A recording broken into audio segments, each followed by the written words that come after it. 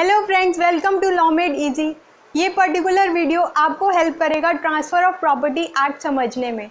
Transfer of property act बहुत technical subject है, तो आज की पर्टिकुलर वीडियो में हम स्टार्ट करने जा रहे हैं ट्रांसफ़र ऑफ प्रॉपर्टी एक्ट। अब इस एक्ट में 137 सेक्शंस हैं और जो कि बहुत अपने आप में कॉम्प्लिकेटेड हैं। तो मेरी ये कोशिश रहेगी कि मैं इस पर्टिकुलर वीडियो में या आने वाली वीडियोज़ में मैं इसे ईजी बना सकूँ।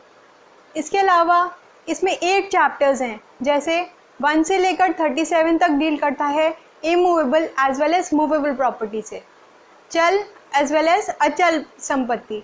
इसके अलावा इमूवेबल प्रॉपर्टी से डील करता है 38 से लेकर 53A तक, जिसमें अपने आप ही बहुत रेलेवेंट क्वेश्चंस बनते हैं, जैसे part performance, list pendens, doctrine of election. वो सब हम डिस्कस करेंगे आने वाली वीडियोज़ में। इसके अलावा ये खाली एक आउटलाइन है। इसके अलावा बात करते हैं सेल की। सेल में आता है 54 से लेकर 57 तक, बायर एंड सेलर, उनके राइट्स एंड लाइबिलिटीज़, ड्यूटीज़, सब कुछ। उसके अलावा 58 से लेकर आता है 104 तक, मॉर्टगेज, जिसमें बहुत इंपॉर्टेंट कॉन्सेप्ट्स हैं, foreclosure, redemption, redeem up, redeem down, charge, section 100 में। इसके अलावा 105 से लेकर 117 तक बात करते हैं लीज के बारे में, पट्टे के बारे में। इसके अलावा 118 से लेकर 121 तक, मतलब बस 4 सेक्शंस हैं जो अपने आप में बहुत इंपॉर्टेंट हैं। एक्सचेंज के बारे में, मतलब लेन देन के बारे में, वो हम समझेंगे टेक्निकल टर्म्स में क्या होता है ये सब। इसके अलावा नेक्स्ट बात करते हैं गिफ्ट के बारे में, 122 से 129। This is the most important topic in transfer of property act. वैसे तो बहुत सारे चैप्टर्स अपने आप में एक मेंस का रेलेवेंट क्वेश्चन बनाते हैं।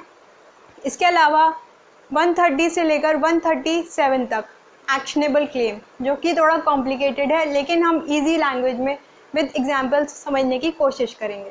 स्टार्ट करते हैं आज के पहले कॉन्सेप्ट से। प्रॉपर्टी के बारे में आज हम समझेंगे। प्रॉपर्टी मूवेबल भी हो सकती है, इमूवेबल भी हो सकती है, तो जो दोनों का हम मतलब जानने की कोशिश करेंगे इस पर्टिकुलर वीडियो में। लेकिन उससे पहले एक रिक्वेस्ट है, अगर आप इस चैनल में नए हैं या फिर आपने लाइक और सब्सक्राइब नहीं किया है तो वो कर लीजिए और फिर आराम से वीडियो देखिए। स्टार्ट करते हैं। सबसे पहले हमें समझना होगा कि प्रॉपर्टी में मूवेबल या फिर इमूवेबल, इन दोनों का क्या मतलब होता है। तो वही मेरी कोशिश है, स्टार्ट करते हैं। अब प्रॉपर्टी का मतलब तो कहीं पर दे नहीं रखा। अब प्रॉपर्टी का मतलब हम immovable as well as movable में डिवाइड किया, तो इमूवेबल की डेफिनेशन दे रखी है, लेकिन अगर आप उसे पढ़ेंगे तो थोड़ा फ्रस्ट्रेट हो जाएंगे, क्योंकि उसमें कहा है कि इमूवेबल प्रॉपर्टी का मतलब होता है कि 3 चीज़ें नहीं होंगी, इसके अलावा जो भी चीज़ होगी वो इमूवेबल प्रॉपर्टी होगी। तो हमने तो पूछा था कि आपसे कि इमूवेबल प्रॉपर्टी का क्या मतलब होता है, और आप बता रहे हैं कि क्या क्या एक्सक्लूड होगा। रूल ऑफ एक्सक्लूजन लगा रहे हैं आप, ये गलत है, थोड़ी नेगेटिव फीलिंग आ जाती है। तो हम समझेंगे। इसके अलावा हमें कुछ और एक्ट्स की ज़रूरत होगी, जैसे जनरल क्लॉजेस एक्ट, उसकी मदद से हम समझ पाएंगे कि प्रॉपर्टी का मतलब क्या होता है। सबसे पहले बात कर लेते हैं इमूवेबल प्रॉपर्टी की। इमूवेबल प्रॉपर्टी के लिए अब हमें समझने के लिए जाना पड़ेगा जनरल क्लॉजेस एक्ट। उसके सेक्शन 3 के सब क्लॉज 26, 3 के सेक्शन सब क्लॉज 26 में जाकर हम समझेंगे इमूवेबल प्रॉपर्टी का क्या मतलब होता है।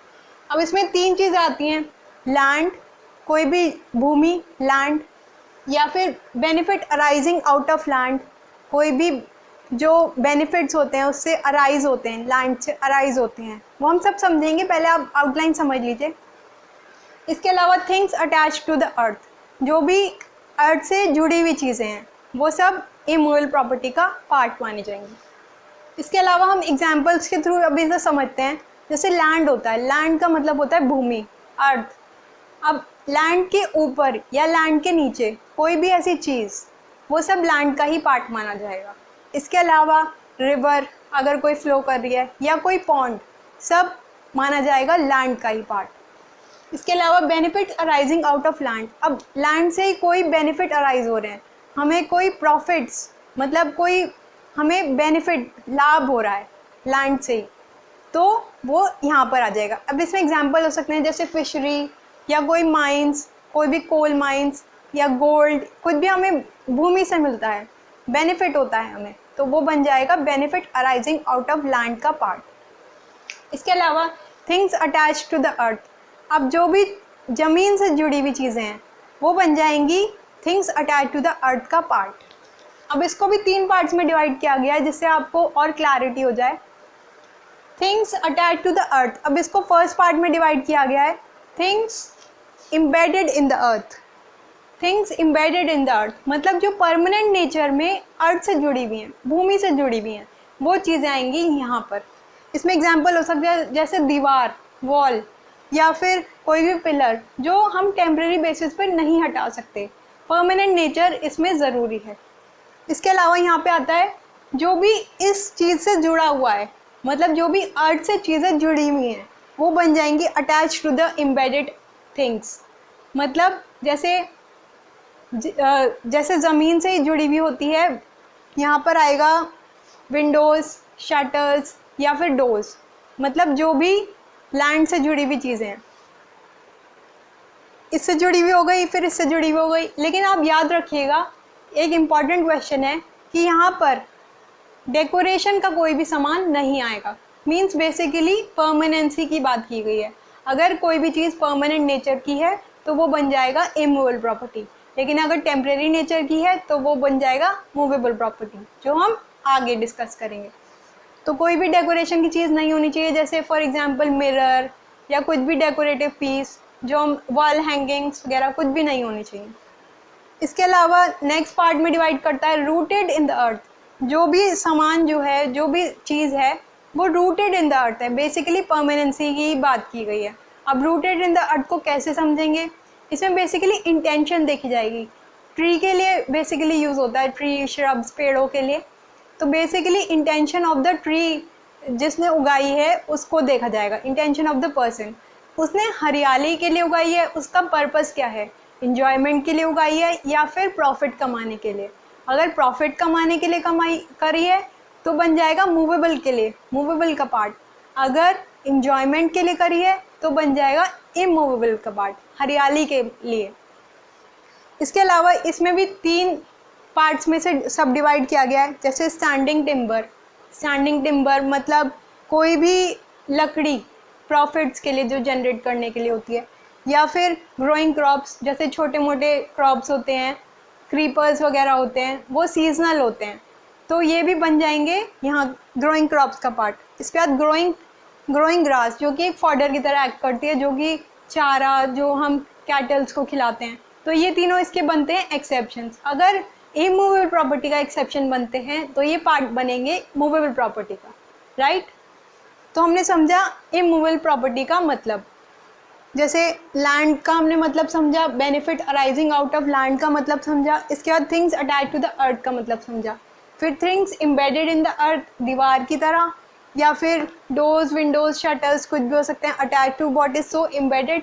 इसके अलावा रूटेड इन द अर्थ, जो भी परमानेंट नेचर का है। लेकिन इसके 3 एक्सेप्शन भी हमने पढ़े।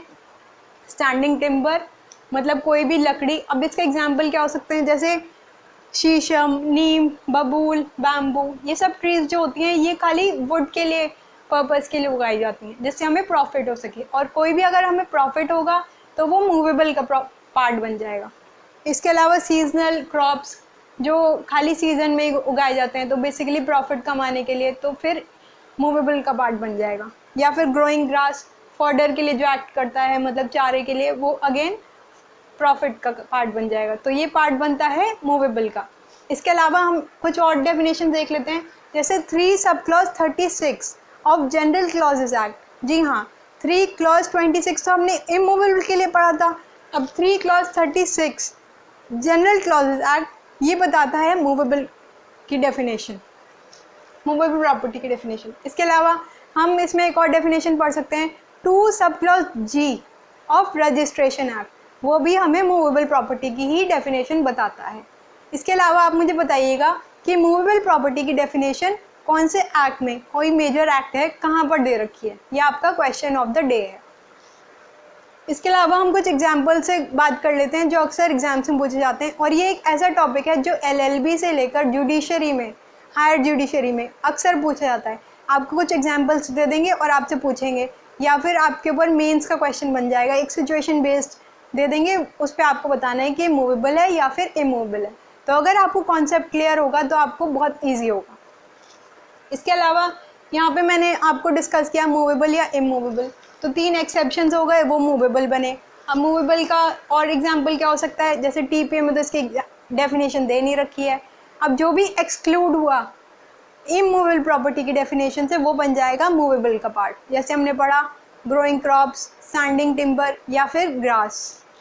इसके अलावा टेम्परेरी नेचर का अगर कोई भी मटेरियल है, जैसे मशीन लैंड पर चलती है तो वो चलती तो लैंड पर है लेकिन टेम्परेरी नेचर की है, तो वो बन जाएगा इमूवेबल प्रॉपर्टी का पार्ट। जैसे मेंटेनेंस अलाउंस, अब खर्चा पानी जो भी भरण पोषण होता है, मेंटेनेंस अलाउंस होता है, वो बन जाएगा, क्या बनेगा, मूवेबल प्रॉपर्टी का पार्ट। ये अक्सर पूछा जाता है। अब एक बहुत डिबेटेबल पॉइंट है वर्शिप, पूजा का अधिकार और चढ़ावे का अधिकार। अब पूजा का अधिकार मतलब जो हम पूजा करते हैं उसका अधिकार जो होता है वो होता है मूवेबल प्रॉपर्टी, लेकिन चढ़ावे का अधिकार वो बन जाता है हमारा इमूवेबल प्रॉपर्टी। इस पर अक्सर एग्जाम्स में क्वेश्चन आता है और लोग गलत कर देते हैं, तो वो आप इसे ध्यान रखिएगा। इसके अलावा एक सिचुएशन बेस्ड क्वेश्चन आता है कि अगर रोड पर कोई रोड रोलर चल रहा है और वो ज़मीन पर गड़ गया है, तो मैंने आपको बताया था कि एम्बेडेड इन द अर्थ, अब ये भी ज़मीन के अंदर गड़ गया है, तो ये एम्बेड हो गया है, तो क्या ये इमूवेबल प्रॉपर्टी का पार्ट माना जाएगा या मूवेबल प्रॉपर्टी का पार्ट माना जाएगा? क्योंकि एम्बेडेड मतलब गड़ गया है, तो ये आपको लग रहा होगा कि इमूवेबल प्रॉपर्टी का पार्ट माना चाहिए, लेकिन वो अपनी वेट की वजह से गड़ा है, उसका कोई परमानेंट नेचर नहीं है, वो तो निकाला जा सकता है, तो ये बन जाएगा मूवेबल प्रॉपर्टी का पार्ट। तो ये ध्यान रखिएगा, ये सिचुएशन बेस में आ सकता है। इसके अलावा हमारे पास एक केस है Ideal Bank Limited versus Pride Publications limited.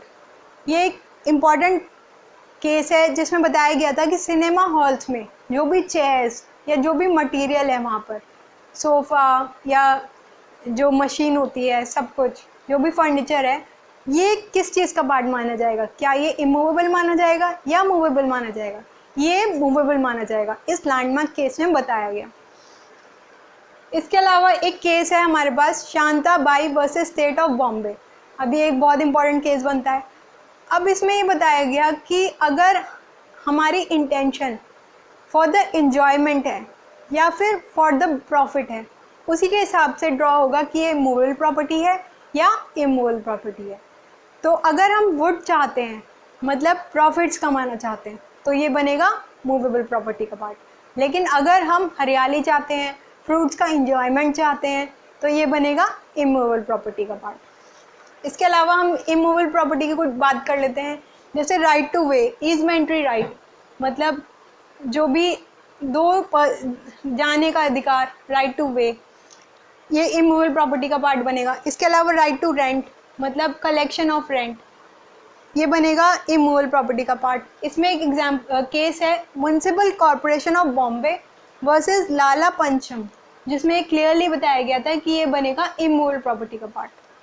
इसके अलावा कोई भी ज़मीन से अगर हम मिनरल्स एक्सट्रैक्ट कर रहे हैं तो ये इंजॉयमेंट के लिए एक्सट्रैक्ट कर रहे हैं, ये बनेगा इमूवेबल प्रॉपर्टी का पार्ट। कोई भी ऑफरिंग्स, चढ़ावा, मंदिर जाने के लिए तो बनेगा मूवेबल, लेकिन ऑफरिंग चढ़ा रहे हैं तो ये बनेगा इमूवेबल प्रॉपर्टी के लिए, ये याद रखिएगा। इसके अलावा फिशरी भी हमारा इमूवेबल प्रॉपर्टी है, मछली पालन, क्योंकि हम इंजॉय कर रहे हैं उसे, हम पाल रहे हैं, अपनी मर्जी से पाल रहे हैं। इसमें केस है Santosh Jaiswal versus State of MP, जिसमें क्लियरली कहा गया था कि ये एक इमूवेबल प्रॉपर्टी का राइट है। इसके अलावा फ्रूट्स वाला तो बता दिया कि फ्रूट्स, अगर फ्रूट बियरिंग ट्रीज हैं तो वो इमूवेबल प्रॉपर्टी का पार्ट बनेगा। तो ये मेरा वीडियो था। आज के वीडियो में मैंने स्ट्रक्चर डिस्कस किया, एग्जाम्पल डिस्कस किए, प्रीलिम्स के, मेंस के और सिचुएशन बेस्ड प्रॉब्लम डिस्कस की, जो आपके लिए बहुत हेल्पफुल रहेगा। तो अगर आपको ये वीडियो पसंद आया तो प्लीज़ लाइक कर दीजिएगा और शेयर भी कीजिएगा और कमेंट करके बताइएगा कि आपको ये वीडियो कैसा लगा। और आने वाली वीडियोस में अगर आप चाहते हैं, अगर कोई स्पेसिफिक टॉपिक है या कोई स्पेसिफिक वीडियो आप बनवाना चाहते हैं तो वो बताइएगा। बाकी मैंने सोचा है कि बिहार के लिए या फिर अपकमिंग एग्ज़ाम्स के लिए क्रैश कोर्स करते हैं, जिससे हम जल्दी कवर कर सकें। तो डिटेल्स में ना जाकर खाली इंपॉर्टेंट पॉइंट्स अगर हम कवर करने की कोशिश करेंगे तो वो हमारे लिए बहुत यूज़फुल होगा। तो इसी के साथ मैं एंड करती हूँ ये वीडियो। मिलती हूँ नेक्स्ट वीडियो में कुछ नए इंटरेस्टिंग फैक्ट के साथ। Thank you. Till then take care, bye bye.